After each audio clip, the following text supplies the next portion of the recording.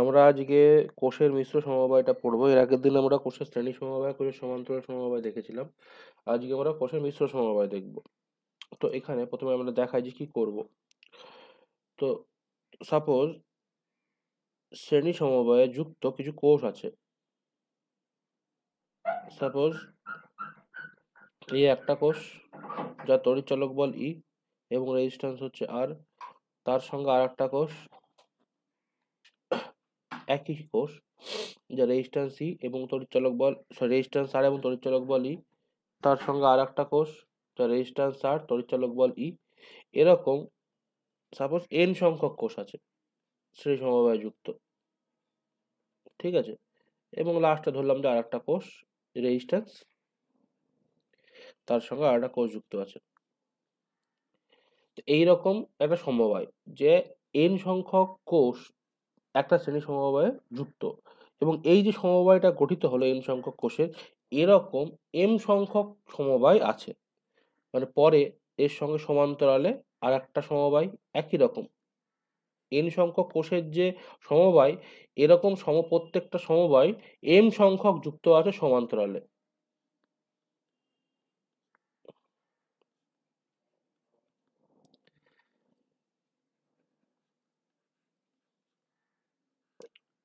ঠিক আছে, এরকম করতে করতে এম সংখ্যক যুক্ত আছে, কতগুলো এম সংখ্যক।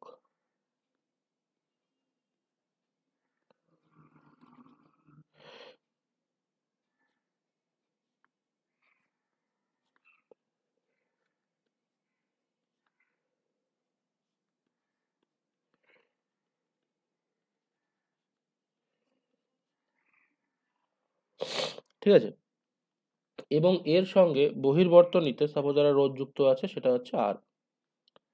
বহির্বর্তনীতে যুক্ত আছে ধরো রোধ হচ্ছে আর।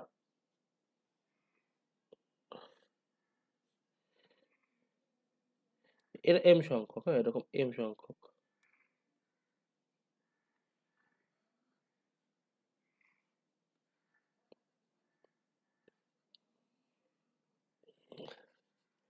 তাহলে কি বললাম, যে এন সংখ্যক একটা মানে কোষ শ্রেণী সমবায়ে যুক্ত, এবং সেরকম এন সংখ্যক কোষের যে সমবায়, ওরকম এম সংখ্যক সমবায় পরস্পরের সঙ্গে সমান্তরালে কি আছে যুক্ত আছে। এবার এই যে টোটাল সমবায়টা হলো, এই সমবায়টাকে আমরা কি বলতে পারি, একটা মিশ্র সমবায় কোষের। এই রকম মিশ্র সমবায়ে কখন আমার তড়িৎচালক বলটা ম্যাক্সিমাম যাবে, কখন আমার তড়িৎ প্রবাহ ম্যাক্সিমাম হবে, কখন মানে ম্যাক্সিমাম আউটপুট দেবে, এর যে তুল্য যে তড়িৎচালক বল তার মান কত, এর তুল্য যে রেজিস্ট্যান্স তার মান কত, সেগুলো আমরা বের করব, ঠিক আছে।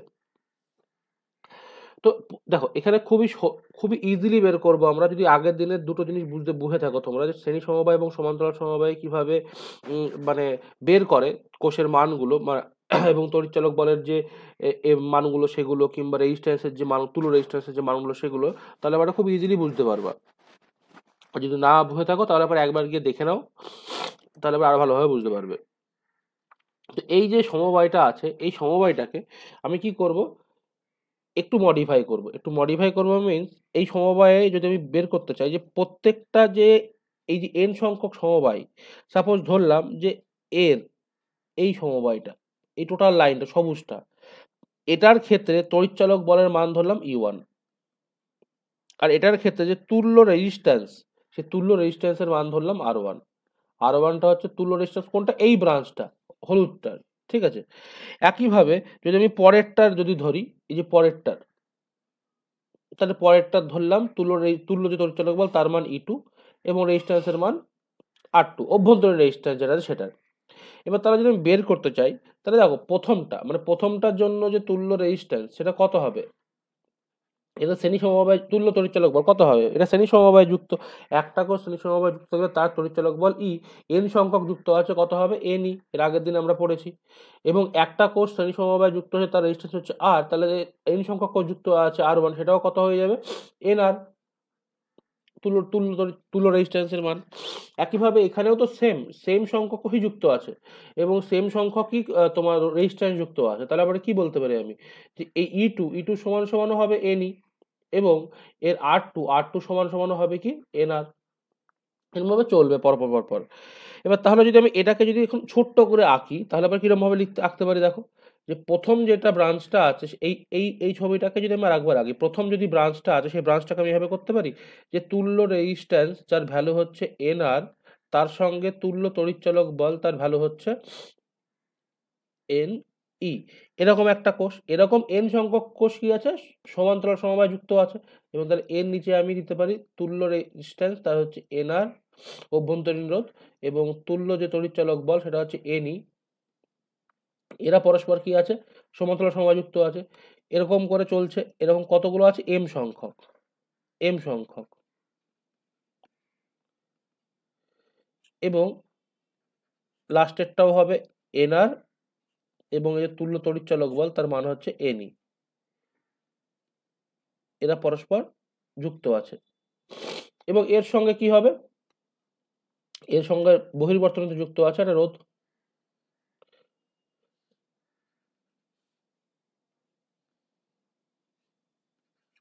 আর রোধ যুক্ত আছে।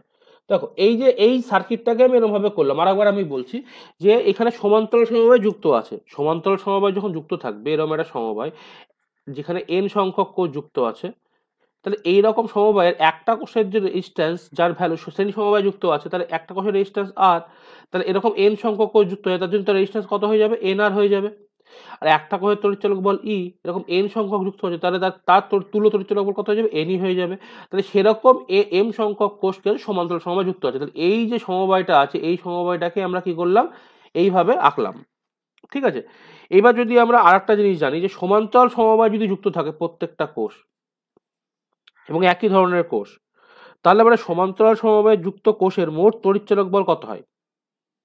এর আগের দিন আমরা দেখেছিলাম যে সমান্তরাল সমবায় যুক্ত যে কোষগুলো থাকে তার মোট তড়িৎচালক বল কি হয়, একটা কোষ হচ্ছে তড়িৎচালক বল, এটা প্রত্যেকটা জায়গায় এনই পড়ছে, তাহলে সমান্তরাল সমবায় যুক্ত মোট তড়িৎচালক বল হয়ে যাবে এনই হয়ে যাবে।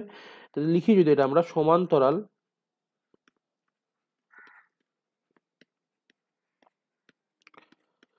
সমবায়ে যুক্ত কোষের মোট তড়িৎচালক বল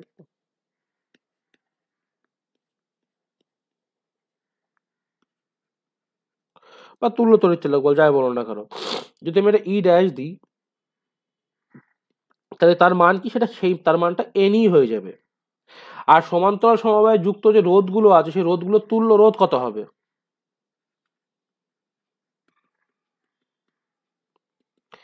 একটা যুক্ত দুটো যুক্ত থাকলে পারে কি হয়, যদি দুটো কোষ যার তড়িৎচালক বল সাপোজ ই, এর আগের দিন আমরা দেখেছিলাম, এটা যদি সমান্তরাল সমবায় যুক্ত তাহলে কত হয়ে যায় তুল্য রোধ ই বাই টু।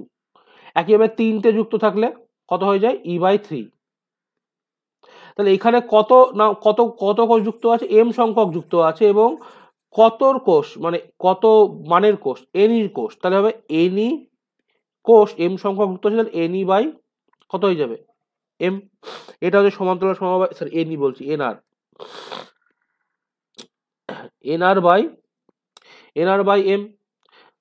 তাহলে এনআর বাই এম সংখ্যক এনআর বাই এম পরিমাণ হচ্ছে এই টোটাল সমবায়টার তুল্য রোধ। তাহলে এই যে সার্কিটটা আছে এই সার্কিটটাকে আমরা আবার চেঞ্জ করে কিভাবে করতে পারি, যে একটা সার্কিট যে সার্কিটে একটা রেজিস্ট্যান্স আছে, যে রেজিস্ট্যান্সটা তুল্য রেজিস্ট্যান্সটার ভ্যালু হচ্ছে এনআর বাই এম, এবং এর সঙ্গে যুক্ত আছে হচ্ছে একটা কোষ যার মান হচ্ছে এনই, এবং এর সঙ্গে বহির্বর্তনীতে একটা রেজিস্ট্যান্স যুক্ত করা আছে আর। তাহলে দেখো ওই যে কমপ্লিকেটেড সার্কিটটা ছিল এই সার্কিটটা এক নম্বর সার্কিটটা, এটাকে আমরা প্রথমে এইভাবে কনভার্ট করলাম, প্রত্যেকটা যে শ্রেণী সমবায়ের তুল্য রোধ আছে সেগুলোকে বের করলাম, শ্রেণী সমবায় যে তুল্য যে কোষের মান আছে তড়িৎচালক বল সেগুলোকে বের করলাম দিয়ে যুক্ত করলাম, তারপরে একটা সমান্তরাল সমবায় গঠিত হলো। এবার সেটাকে আমরা জানি সমান্তরাল সমবায় কোষের তুল্য তড়িৎচালক বল কি, সেটা হচ্ছে এনই বাই এনই, আর তুল্য রোধ হচ্ছে এনআর বাই এম। সেখানে বসিয়ে দিলাম, বসিয়ে দিলে পরে আমরা এই যে সমবায়টা সিম্পল সমবায়টা পেয়ে গেলাম।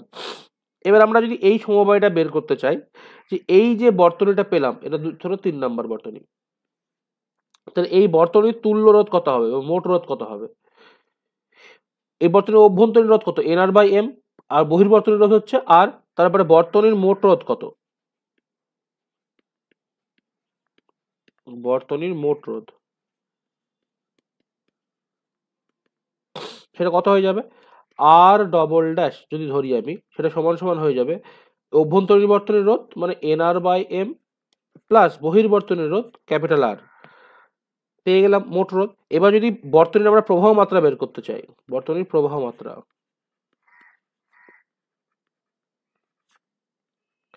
বর্তনীর প্রবাহ মাত্রা কি হয়ে যাবে, আই সমান সমান যে টোটাল যে তড়িৎ চলক বল ভি সমান সমান কি হয় আই আর, তাহলে আই সমান সমান কি হবে ভি বাই আর, এখানে ভি নেই, এখানে কি আছে কোষ আছে, তাহলে এন আর বাই এনই আছে, তাহলে N E by R double dash. এবার N E by R double dash মানে কি হচ্ছে আই সমান সমান N E by N R by M plus R. এবার যদি আমরা এটাকে ক্যালকুলেট করি তাহলে এবার কি দাঁড়াবে, এনই তো থাকবে এখানে N R plus M R by M, তাহলে এখান থেকে আয়ের ভ্যালু ফাইনালি পেয়ে যাচ্ছি M N E divided by N small R plus M capital R. এটা হচ্ছে এই বর্তনীর প্রবাহ মাত্রার রাশিমালা, যে টোটাল যে কমপ্লিকেটেড সার্কিটটা ছিল মিশ্র সমবায়, এবং তার মধ্যে দিয়ে যদি এখানে আই তড়িৎ প্রবাহ বহির্বর্তনে দিয়ে প্রবাহিত হয়, তাহলে সেই আয়ের রাশিমালা যদি বের করতে বলে সেটা হচ্ছে এই আয়ের রাশিমালা। ঠিক আছে, তাহলে আশা করি এটা বুঝতে পারলে যে কিভাবে আয়ের রাশিমালা আমরা বের করলাম। এবার আমাকে যদি বলে ওই যে মিশ্র বর্তনীর যে সার্কিটটা ছিল ওই সার্কিটে কোন পার্টিকুলার কন্ডিশনে এই বর্তনীর মধ্যে দিয়ে ম্যাক্সিমাম তড়িৎ প্রবাহ যাবে, মানে সর্বোচ্চ তড়িৎ প্রবাহ হওয়ার শর্ত কি ওই বর্তনীতে, এটা কোশ্চেনে খুব দেয়। তাহলে কি বললাম যে বর্তনীতে বর্তনীতে সর্বোচ্চ প্রবাহের শর্ত,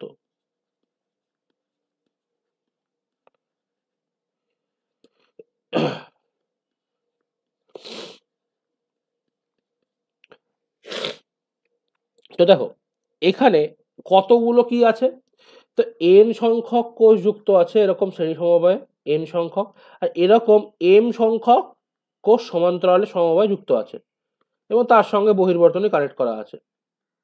ঠিক আছে, এবার তাহলে মোট কোষের সংখ্যা কতগুলো, যদি জিজ্ঞেস করে আমাকে বর্তনীতে মোট কোষের সংখ্যা কত, এম এন সংখ্যক শ্রেণী সমবায় আর এম সংখ্যক সমান্তরাল সমবায় প্যারালাল কানেক্টেড, তাহলে মোট কোষের সংখ্যা হচ্ছে এম ইন্টু এন, তাহলে মোট কোষের সংখ্যা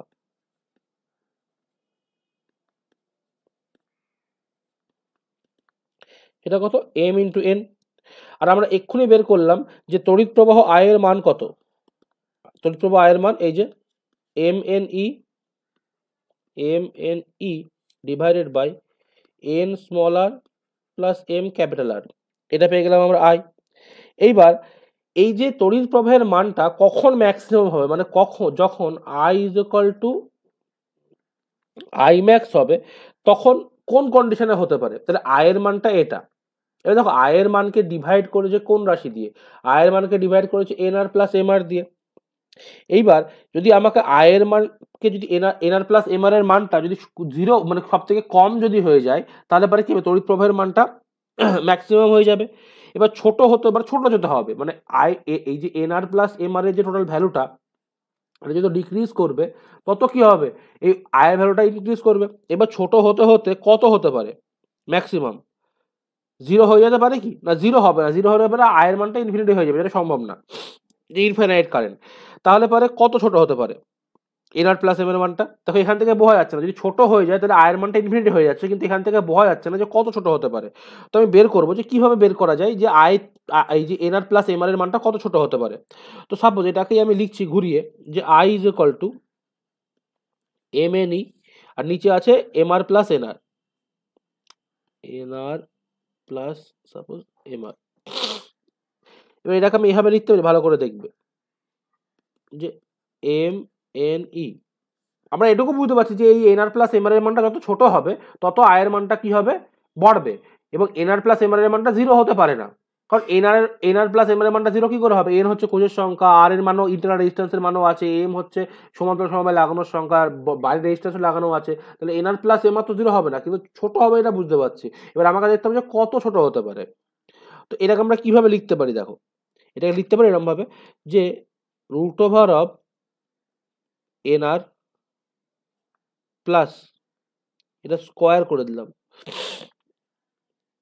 plus root over of M capital R তার স্কোয়ার। তাহলে প্রথমে যা ছিল স্কোয়ার স্কোয়ার করলে পরে একই রকম চলে আসলো, দেখো এটাই এনআর প্লাস এমআরই চলে আসলো।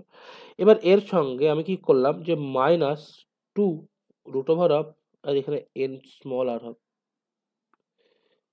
N small R into root over of M capital R করে দিলাম।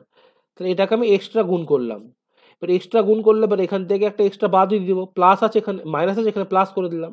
Two root over of N small R into root over of M capital R. তাহলে এটা আর এটা কি হবে, ক্যান্সেল আউট হয়ে যাবে। এটা N R square, root over N R square মানে N R, root over M R square মানে এমআর। এবার কিন্তু এখানে একটা জিনিস হলো, সেটা কি না, তো এখানে ওপরে থাকলো এম এন ই, আর নিচে দেখো এটাকে আমি এভাবে লিখতে পারি, তো যে root over of N R square মানে A square minus two root over of, এটাকে ঘুরিয়ে লিখছি, এমআর এর মানটা বড় তো,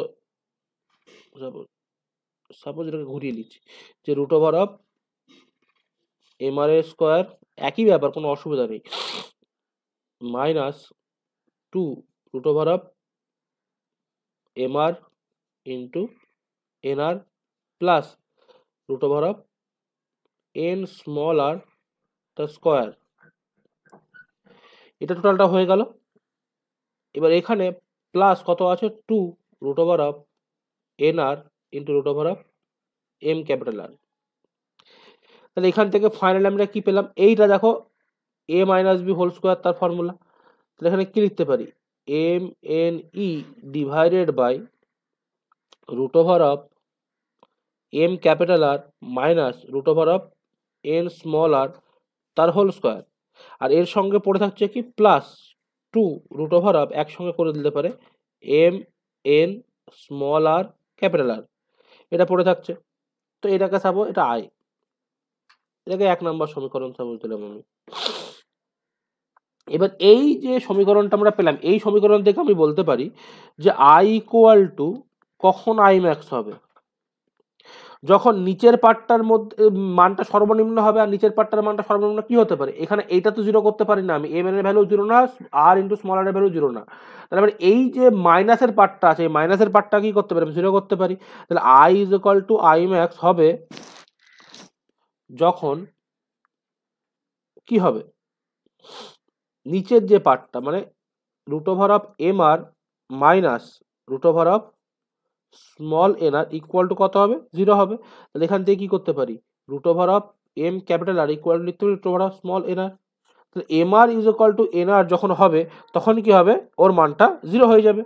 তাহলে আমাকে যদি জিজ্ঞেস করতে পারে, তাহলে এবারে বহির্বর্তনীর রোধ আর যে কোষের সংখ্যার যে গুণফল M R is equal to N R যখন হবে, তখন বর্তনীতে বহির্বর্তনীর যে রোধ এবং যে সমান্তরাল সমবায় লাগানো একটা কোষের সংখ্যা, এটা হচ্ছে অভ্যন্তরীণ বর্তনীর রোধ একটা, যে শ্রেণী সমবায় লাগানো টোটাল রোধটা, ঠিক আছে।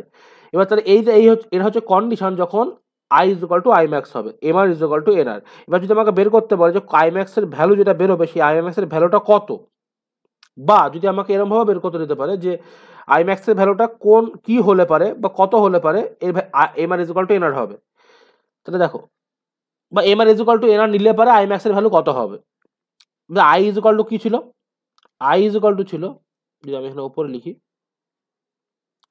দেখো M N E divided by M R plus N R, এই যে প্রথমটাই M N E M R plus N R.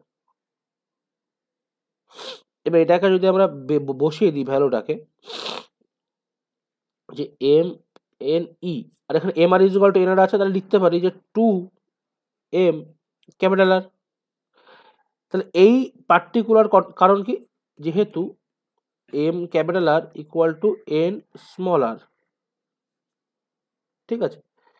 এবার এখান থেকে দেখো, এখানে এম হবে, এটা এম এন ই, এখান থেকে এই এম আর এই এম যদি কেটে দিই, তাহলে কি পাচ্ছি আমরা, এন ই বাই টু আর, এটাই হচ্ছে কি আই ম্যাক্স এর ভ্যালু।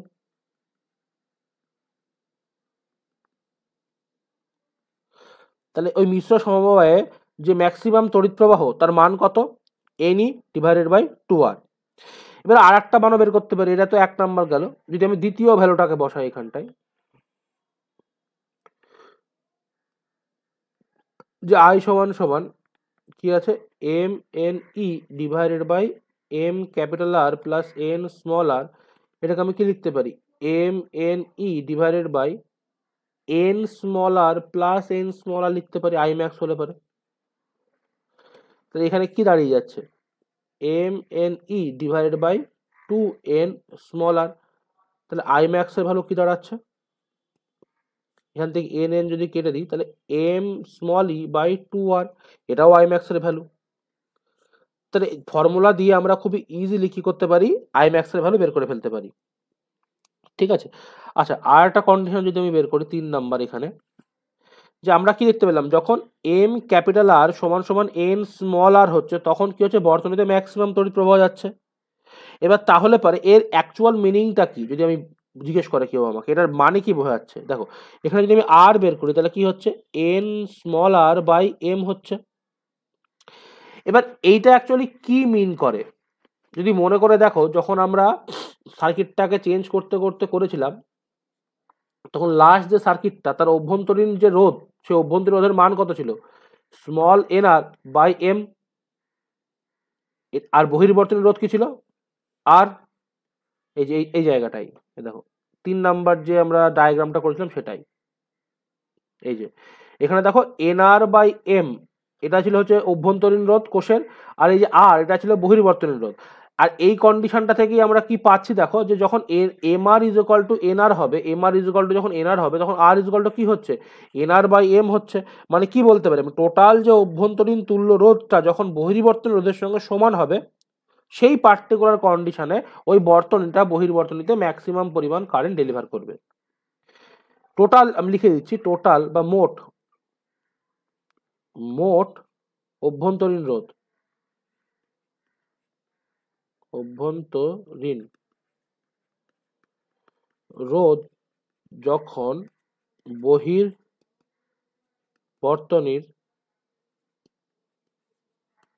রোধের সমান হবে তখন কি হবে ম্যাক্সিমাম তড়িৎ প্রবাহ কি করবে ও সাপ্লাই করবে, মানে I is equal to I max হবে। আশা করি বুঝতে পারলে, ঠিক আছে যে I is equal to I max কখন কোন কন্ডিশনে হবে। আচ্ছা যদি আমাকে এখান থেকে কিছু অঙ্ক করতে দিতে পারে যে সাপোজ একটা কোনো পার্টিকুলার কন্ডিশনে আমাকে বলে দিয়েছে যে যে অভ্যন্তরীণ রোধ কোষের সে অভ্যন্তরীণ রোধের আর এর মান বলে দিয়েছে ধরো 3 ওহম, আর বহির্বর্তনীতে লাগানো যে রোধ তার মান বলে দিয়েছে R is equal to suppose 10 ohm, এবং বলেছে যে এই রকম কোষ টোটাল যে মোট যতগুলো কোষ হিসেবে লাগানো হয়েছে তার সংখ্যা হচ্ছে 3, টোটাল কোষ টোটাল যে সেল তার সংখ্যা হচ্ছে 30। এবার আমাকে বের করতে বলছে কতগুলো রোধ শ্রেণী সমবায়ে লাগানো হবে, কতগুলো রোধ সমান্তরাল সমবায়ে লাগানো হবে, মানে এন আর এম এর ভ্যালু কত সেটাকে বের করতে বলেছে। তাহলে এটা কিভাবে বেরোবে, প্রথমে তোমরা পজ করে চেষ্টা করো যে একটা অভ্যন্তরীণ রোধের মান হচ্ছে একটা কোষের 3 ওহম এবং যে বহির্বর্তনীতে লাগানো রোধের মান হচ্ছে 10 ওহম, এরকম টোটাল 30খানা কোষ শ্রেণী আর সমান্তরাল সমবায় মিলে একটা সমবায় গঠিত করেছে। তাহলে এক একটা যে সমবায় আছে সমবায়ে এন আর এম তার ভ্যালু কত হবে, মানে কতগুলো করে কোষ আছে প্রত্যেকটা শ্রেণীতে, শ্রেণী সমবায় প্রতিটা সারিতে কতগুলো কোষ আছে আর কতগুলো সারি আছে। দেখো তাহলে পরে এখান থেকে কিভাবে করতে হবে, এটাকে এখানে সাপ্লাই করে যে টোটাল কোষ হচ্ছে 30, তাহলে এম এন এর ভ্যালু বলে দিয়েছে হচ্ছে 30। এবার এখান থেকে আমরা কিভাবে বের করতে পারি, দেখো যে বর্তনীতে ম্যাক্সিমাম তড়িৎ প্রবাহের যে মানে কন্ডিশন সেটা কি, যখন M capital R is equal to N small R হবে, তাহলে এখান থেকে আমি কি করতে পারি এম ইন্টু 10 সমান সমান এন ইন্টু 3 করতে পারি। তাহলে এখান থেকে এম এর ভ্যালু কত বেরিয়ে যাচ্ছে 3n/10 বেরিয়ে যাচ্ছে। যদি এখানে আমি বসিয়ে দিই ভ্যালুটাকে তাহলে এবার আমরা কি পাবো, এম তো থাকছে 3n/10 তার সঙ্গে n থাকছে ইজ ইকুয়াল টু 30। তাহলে এখান থেকে যদি কাটি আমরা 3 10 30, তাহলে n স্কোয়ার সমান সমান হচ্ছে 100, n এর ভ্যালু বেরিয়ে গেল 10, n এর ভ্যালু যদি 10 বেরিয়ে যায় তাহলে কি হবে m এর ভ্যালু 3, তাহলে 3টে সারি আছে আর প্রত্যেক সারিতে 10টা করে কোষ আছে। এইভাবে খুব ইজিলি আমরা এই টাইপের অঙ্কগুলোকে কি করতে পারি সলভ করতে পারি। তো মোটামুটি তোমাদের এই যে ওহমের সূত্র চ্যাপ্টারটা ছিল তড়িৎ প্রবাহ ওহমের সূত্র, এখানে মোটামুটি এইরকম এই পর্যন্তই আছে। এর পরের দিন আমরা এর যে ম্যাথামেটিক্যাল কিছু প্রবলেম থাকবে এবং সেটা প্রবলেম সেট 1 প্রবলেম সেট 2 যে ম্যাথামেটিক্যাল প্রবলেম থাকবে এবং ইম্পর্টেন্ট প্রবলেমগুলো সেগুলো দেখবো। ঠিক আছে? তো আজকে এই পর্যন্তই থাকুক।